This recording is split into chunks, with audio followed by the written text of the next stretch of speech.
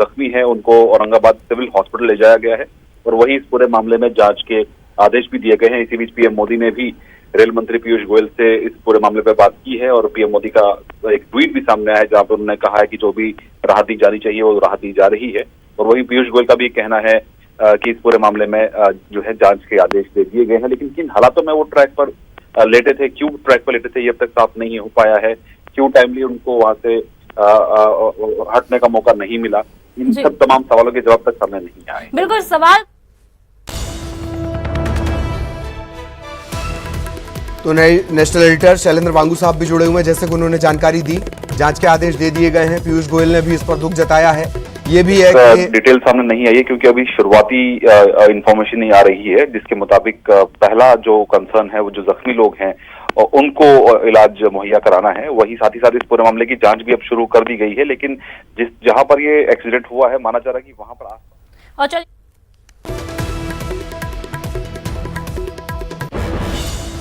तो शुरुआती जो जानकारी है, हालांकि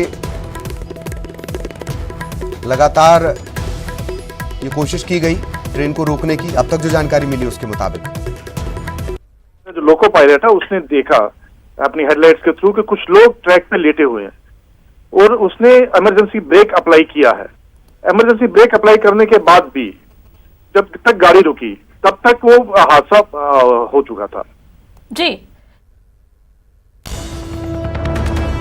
कमिश्नर ऑफ रेलवे सेफ्टी है हमारे, वो इंक्वायरी करेंगे। वो सिकंदराबाद से वो पहुंचेंगे वहां पे, उनका स्पेशल चल रहा है वहां से, वो अपना पूरा इंक्वायरी करेंगे। जहाँ पे डिस्ट्रिक्ट जो है, स्टेट गवर्नमेंट भी अपना इंक्वायरी कर रहा है, पुलिस अथॉरिटीज भी अपनी इन्वेस्टिगेशंस कर रही हैं। रेलवे की तरफ से कमिश्नर ऑफ रेलवे सेफ्टी जो है वो इंक्वायरी करेंगे। जी बिल्कुल। साथ ही जब डीआरएम साहब जब वहां पर ये तमाम मजदूर रुकते हैं रेलवे ट्रैक पर, तो क्या वहां पर कोई भी नहीं होता इन्हें रोकने के लिए? नहीं, देखिए रेलवे ट्रैक रुकने के लिए नहीं है। हमारी इसमें जो लास्ट गाड़ी निकली है वो शाम को 5:45 बजे निकली है, 5:45 के। हाँ। क्योंकि आजकल पैसेंजर गाड़ियां नहीं चल रही हैं तो गाड़ियां कम चल रही हैं। और ये लोग किस अथॉरिटी से रेलवे ट्रैक की तरफ जा रहे थे, क्यों वहां लेट रहे थे, वो अब जो स्टेट पुलिस है वो उसको इन्वेस्टिगेट कर रही है। उसमें जो सर्वाइवर हैं उनसे बातचीत कर रहे हैं। जो इंजर्ड वाले हैं वो भी, जो सर्वाइवर है उनसे भी बातचीत चल रही है। तो स्टेट पुलिस जो है इसके ऊपर इन्वेस्टिगेशन भी कर रहा है कि वो लोग क्यों यहाँ पे निकल रहे थे यहाँ से। जी बिल्कुल। कब तक इस पूरे मामले का खुलासा हो जाएगा? नहीं, जो स्टेट पुलिस अपना इन्वेस्टिगेशन कर रही है, हमारी जो टीम जो है इंक्वायरी कमेटी है वो शाम तक वहां पहुंच पाएगी। वो सिकंदराबाद से चल चुके हैं जी। हाँ, तो वो शाम तक पहुंच। और डीआरएम नांदेड़ को आप सुन रहे थे, ये थोड़ी देर पहले जब उनसे चर्चा की गई तब उन्होंने ये साफ किया डीआरएम नांदेड़ ने, और अंग्रेजी शब्दों का इस्तेमाल भी वो कर रहे थे। जब साफ जवाब ना हो तो अंग्रेजी बड़ी मुफीद जान पड़ती है। शैलेंद्र वांगू साहब हमारे वरिष्ठ सहयोगी हैं, नेशनल एडिटर, वो हमारे साथ इस वक्त जुड़े हुए हैं। शैलेंद्र जी, क्या कुछ दिल्ली की तरफ से अभी तक कहा गया? हालांकि अब संवेदनाओं के सिलसिले भी शुरू हो चुके हैं, जांच की बातें भी शुरू हो चुकी हैं। जी शैलेंद्र जी। देखिए, जो भी एक स्टेटमेंट रेल मंत्रालय की तरफ से आ रहा है जिसमें ये कहा गया है कि आज सुबह 5:22 पे जो ट्रेन का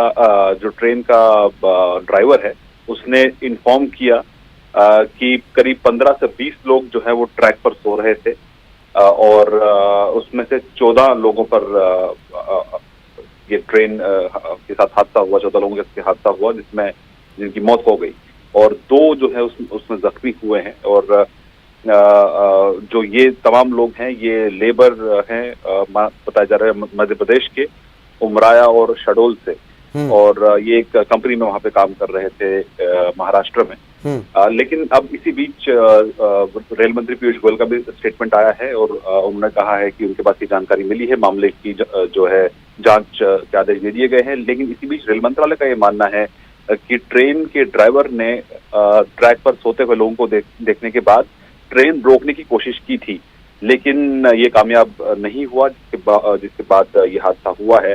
अब इस पूरे मामले में जो है जांच के आदेश दे दिए गए हैं और वहीं जो जख्मी हैं उनको औरंगाबाद के सिविल हॉस्पिटल में भर्ती करा दिया। जी नहीं, ये बिल्कुल सही है। ये भी सही है कि कानूनन वही लोग जो अब मृतक हैं, कल तक अगर वो पटरी पर सो रहे हैं तो कानूनन वही आरोपी या अपराधी भी कहे जाएंगे।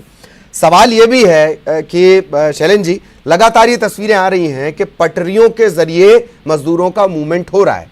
ये सबकी साझा जिम्मेदारी होनी चाहिए थी, उसमें कोई केंद्र नहीं और कोई राज्य नहीं, ये सबकी साझा जिम्मेदारी होनी चाहिए थी कि पटरियों पर फोकस होना चाहिए था। ये कोई नई बात नहीं है, लगातार मजदूर पटरी का इस्तेमाल कर रहे हैं मूवमेंट के लिए। जी देखिए, दुखद है, ये पूरा मामला बहुत दुखद है। जिस तरह से हादसा हुआ है अनफॉर्चुनेट है, लेकिन इसके लिए दोषी किसको ठहराया जाए, इसकी जांच अभी चलेगी। लेकिन एक बड़ा सवाल ये भी है कि लॉकडाउन के बीच इस तरह की मूवमेंट होना और उसको अलाउ किया जाना, ये भी अपने में बड़ा सवाल है कि क्यों लॉकडाउन के बीच में एक राज्य से दूसरे राज्य की तरफ की कोशिश की गई। हालांकि हमारे पास जो और जानकारी मिल रही है उसके मुताबिक कल देर शाम करीब 7 बजे के आसपास इन्होंने पैदल चलना शुरू किया था सड़क के जरिए, और बाद में वो ट्रैक की तरफ शिफ्ट कर गए और करीब 36 किलोमीटर का सफर इन्होंने पैदल तय किया। 36 किलोमीटर के बाद जब वो थक हार के टूट गए, उसके बाद कुछ लोग जो है वो ट्रैक पर सो गए और कुछ लोग जो है वो ट्रैक के बगल में सो गए थे। जो बगल में सो गए करीब 3 लोग, उनकी जान बच गई है। जो ट्रैक पर करीब 14 लोग सोए थे उनकी अनफॉर्चुनेटली इसमें जान चली गई है। इस पूरे मामले की फिलहाल जांच हो रही है। क्यों रेलवे ट्रैक के रास्ते वो जाने की कोशिश कर रहे थे, उनको रास्ते में क्यों किसी जगह पर रोका नहीं गया, ये कहीं ना कहीं एक बहुत सीरियस मामला है। इस पूरे मामले पर फिलहाल जांच के आदेश दे दिए गए हैं। पीएम मोदी ने भी इस पूरे मामले का संज्ञान लिया हुआ है।